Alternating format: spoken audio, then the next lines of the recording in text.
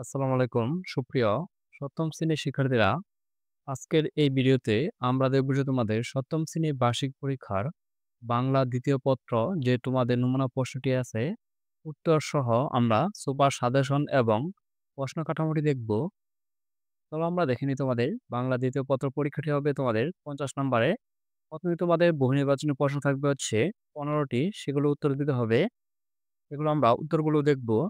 আর তারপর থাকবে হচ্ছে তোমাদের যে রচনাবলী থাকবে হচ্ছে 35।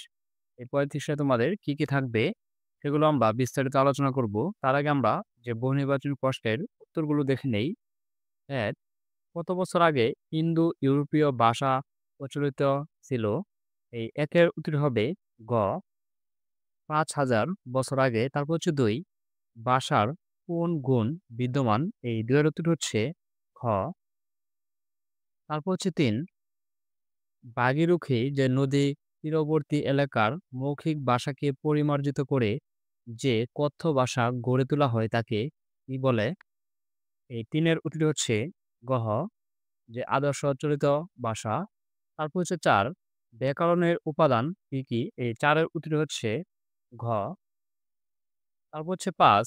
মুন্ডিমেয় ধ্বনির বিভিন্ন বিন্যাসে গড়ে ওঠে ভাষার। এই ৫ এর উত্তর হচ্ছে ক। তারপর হচ্ছে ৭. কার নিজস্ব উদাহরণ ও ধ্বনিগণ্ডিজ রয়েছে? এই ৭ এর উত্তর হচ্ছে ক। তারপর হচ্ছে ৮. যেসব ধ্বনির উচ্চারণ স্থান কণ্ঠ ও তালু উভয় সেগুলোকে বলে? এই ৮ এর উত্তর হচ্ছে গহ। তারপর হচ্ছে ৯. সন্ধির ফলে কি তৈরি হয়? এই ৯ এর উত্তর হচ্ছে ক। নতুন, নতুন শব্দ ১০ ভিক্ষুকে ভিক্ষা দাও কোন কারকের উদাহরণ? এই ১০ এর উত্তর হচ্ছে ঘ সম্পাদন কারণ। তারপর হচ্ছে ১১ বাক্যের অন্তর্গত ক্রিয়াপদের সঙ্গে কার সম্পর্কের কারক বলে? এই ১১ র উত্তর হচ্ছে গ কারক কারক কারণ কারক। তারপর হচ্ছে ১২ মা শিশুকে চাঁদ দেখাচ্ছেন। এই বাক্যের মা কোন কর্তা? এই ১২ র উত্তর হচ্ছে খ খ।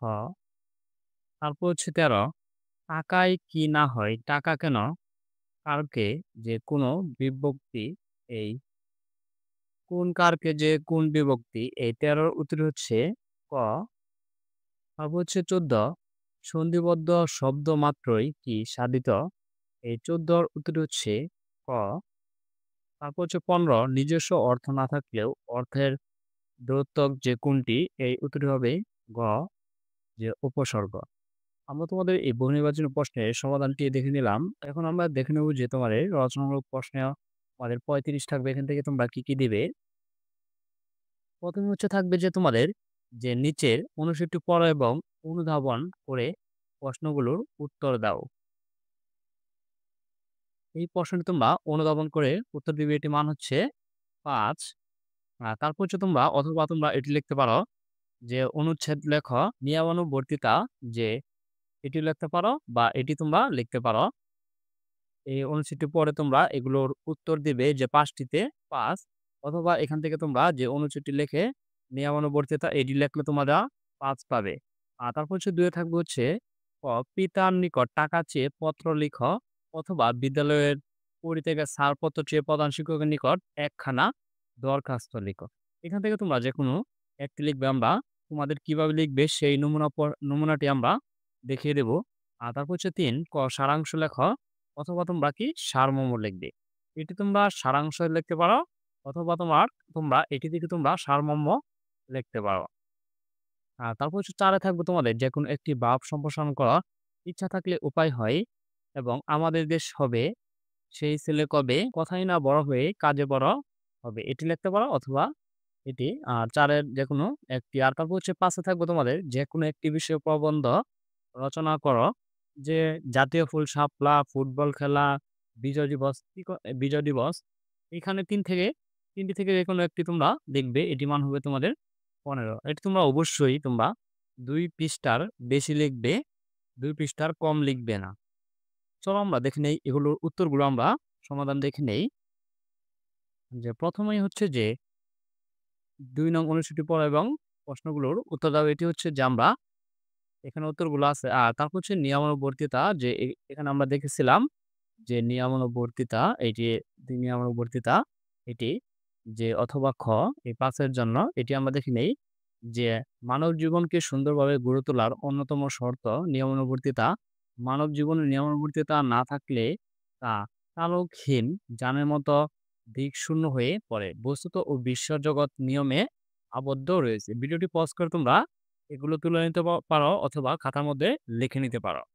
আর তারপরে দেখবো আমরা যে তোমাদের এখানে যে আমরা এই প্রশ্নগুলো দেখেছিলাম, এই প্রশ্নগুলোর উত্তরগুলো আমরা দেখে নেই।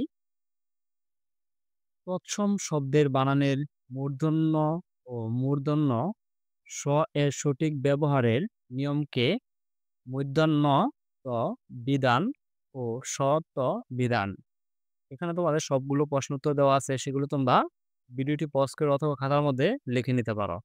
আর তারপর হচ্ছে আমরা দেখবো যে তোমরা পিতার নিকট টাকা চেয়ে যে পত্র লিখো, এটি তোমাদের কয় নং ছিল? এটি তোমাদের এই ৪ নং প্রশ্ন ছিল। যে তোমাদের পিতার নিকট এই যে ২ এর ক পিতার নিকট টাকা চেয়ে পত্র লিখো। এটি হচ্ছে যে তোমরা যে লিখবে হচ্ছে এভাবে যে শুরুটা করবে এভাবে। ১ম এ তোমরা তারিখ দিবে, তোমাদের যে স্থান এই স্থান দিবে। যে তারপর হচ্ছে তোমরা এখানে অবশ্যই তোমাদের পরীক্ষার তারিখটি দিয়ে দিবে। আর শ্রদ্ধেয় আব্বাজান যে আসসালামু আলাইকুম, অনেকদিন যাবত আমার পত্র না পেয়ে অনেকদিন যাবৎ আপনার পত্র না পেয়ে খুবই চিন্তিত আছি। আমার পত্র পেয়ে মেহেরবানি করে পত্রের উত্তর দিয়ে চিন্তা দূর করবেন। আপনি নিশ্চয়ই জানেন আমাদের বার্ষিক পরীক্ষা আরম্ভ হতে বেশি দেরি নেই। বিদ্যালয়ের বকেয়া বেতনসহ সমগ্র বেতনের পরীক্ষা ফি শুধু শুরু হওয়ার আগে পরিশোধ করার জন্য প্রধান শিক্ষক সাহেবে জানিয়ে দিয়েছেন। তাই অনুগ্রহ করে ৳২,০০০ তাড়াতাড়ি আমার কাছে পাঠানোর ব্যবস্থা করবেন। এভাবে লিখবে। আর তারপর হচ্ছে তোমাদের নিচে লিখবে হচ্ছে আপনার স্নেহের, এখানে তোমাদের নিজেদের নাম লিখবে।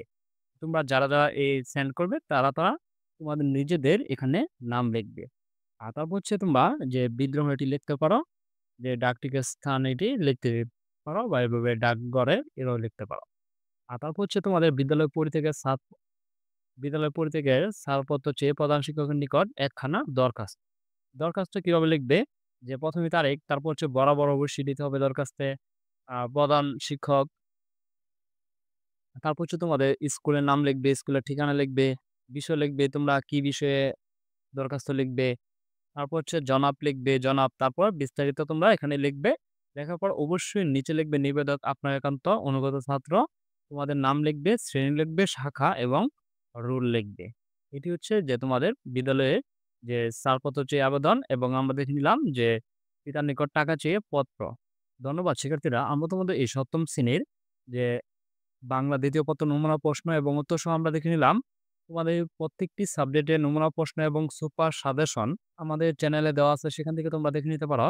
আর পরবর্তী ভিডিও সবার আগে পেতে চ্যানেলটি সাবস্ক্রাইব করে পাশেই থাকবে। আর যারা সাবস্ক্রাইব করেছো তাদেরকে অসংখ্য ধন্যবাদ।